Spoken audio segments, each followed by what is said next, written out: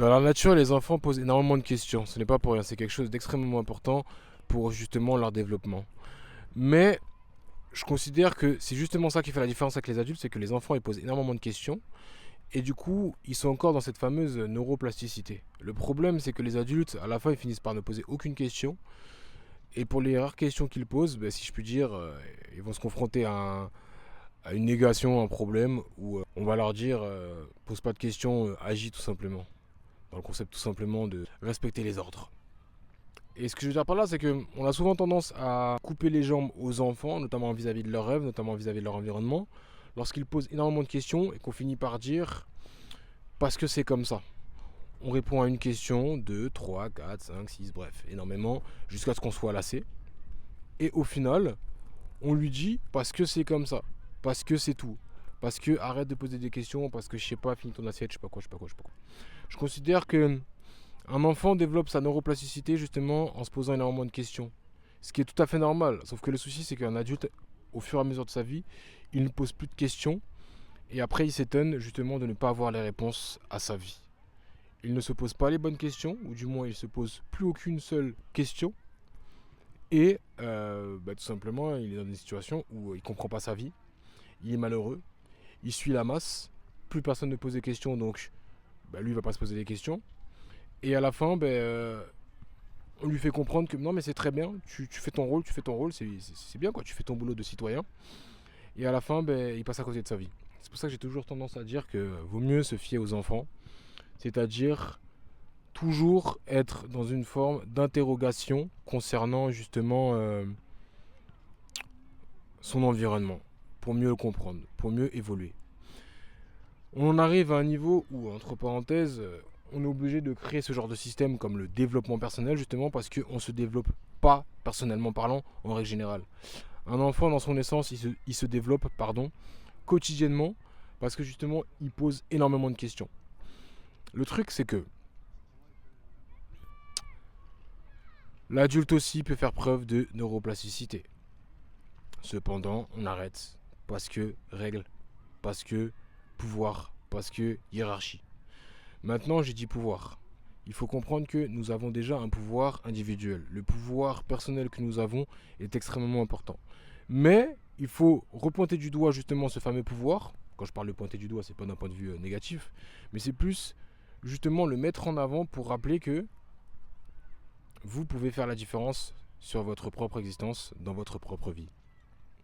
Le truc c'est qu'on vous a appris justement que vous ne deviez pas, si je puis dire, ou vous ne devriez pas plutôt, vous fier à ce que vous pensez. Que ce que vous pensiez, c'était quelque chose de dégueulasse. Ce que vous pensiez, c'était de la merde, littéralement.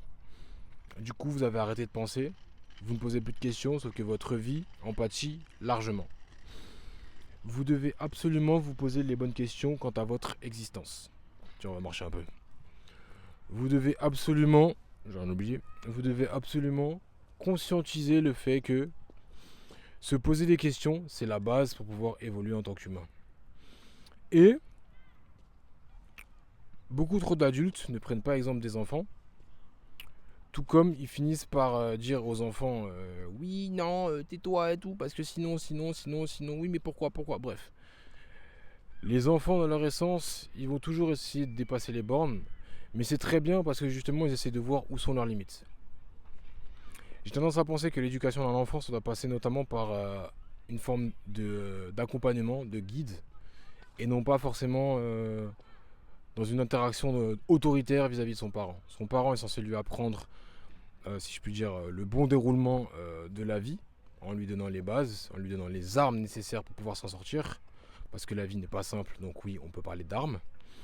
Sauf qu'on est plus souvent dans un argument d'autorité. Et je considère qu'une relation, en fait, c'est comme toute chose, ça doit être dans une forme de fluidité. La vie nous montre que tout se doit d'être fluide. Le souci, c'est que dans les interactions, notamment dans la relation parent-enfant, on fait comprendre à l'enfant, fais pas ci, fais pas ça, non, non. Bref, il n'y a pas spécialement d'explication. Et au final, on se retrouve avec des enfants qui, si je puis dire, n'ont plus la flamme, ne s'émerveillent plus. Et entre parenthèses, sont malheureux alors qu'ils sont très jeunes.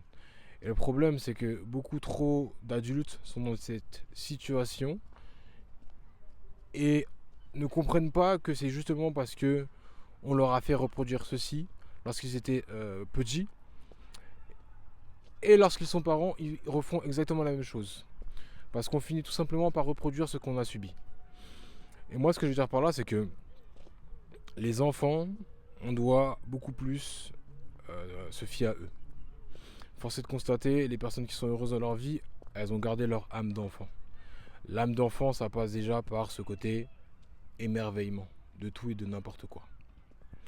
Le problème, c'est que dans un cadre, notamment dans le nôtre, si je puis dire, où le fait de poser des questions, c'est quelque chose qui est négatif. Seules les personnes qui ont une forme d'autorité peuvent se permettre de poser des questions pour savoir où est-ce que tu as fauté. Ben, ça empêche la liberté humaine, ça empêche la neuroplasticité humaine.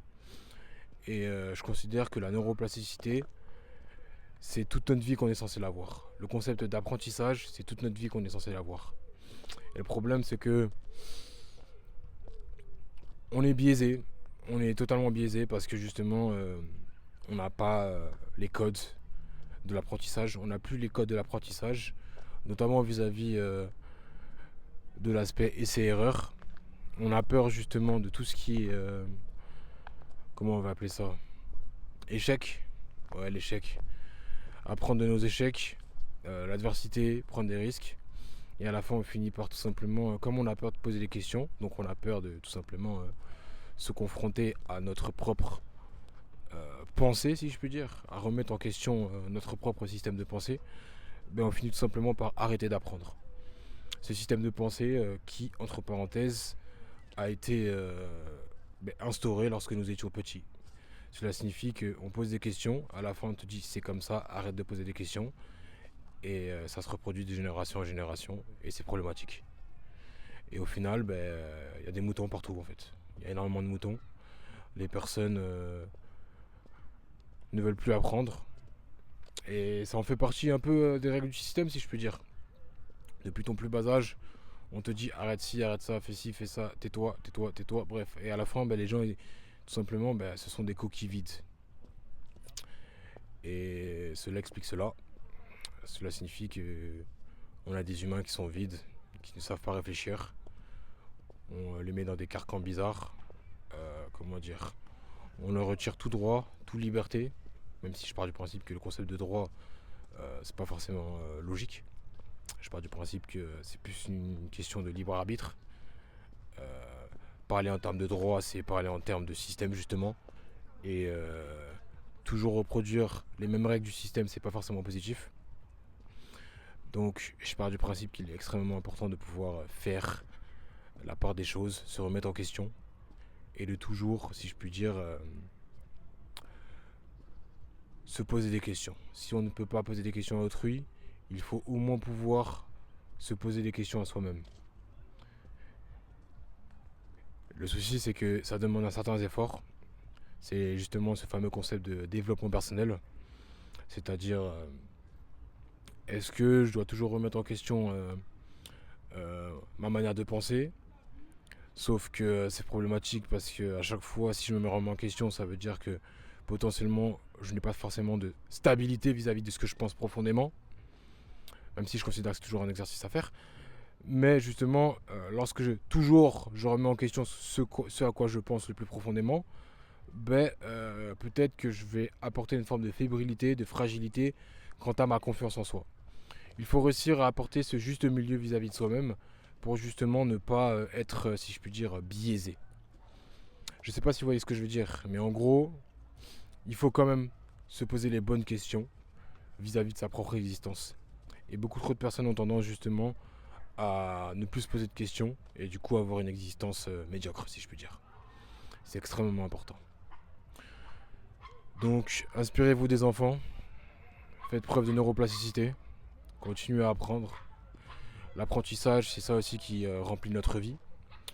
Parce que lorsqu'on a des bons moments et qu'on regarde en arrière vis-à-vis de nos souvenirs, c'est assez triste parce que justement, on s'arrête d'apprendre. On est censé continuer à apprendre chaque jour pour justement développer une forme de vie, des expériences tout simplement. Le souci c'est que comme on regarde trop en arrière, on s'occupe pas vraiment du présent. Et parfois on vit trop dans le présent sans forcément comprendre qu'on a également un avenir. Donc apprenez des enfants, observez, posez-vous des questions, développez votre neuroplasticité et tout simplement profitez de votre vie. Si vous ne savez pas comment faire, n'hésitez pas à ce qu'on puisse communiquer ensemble via, entre parenthèses, la réservation d'un appel en description. Et si vous voulez déjà commencer par prendre le contrôle de votre propre corps, c'est-à-dire développer le pouvoir personnel que vous avez au fond de vous, n'hésitez pas à aller en description également pour prendre la formation sur la respiration qui vous sera extrêmement bénéfique sur tout le reste de votre vie. Je vous dis à plus tard.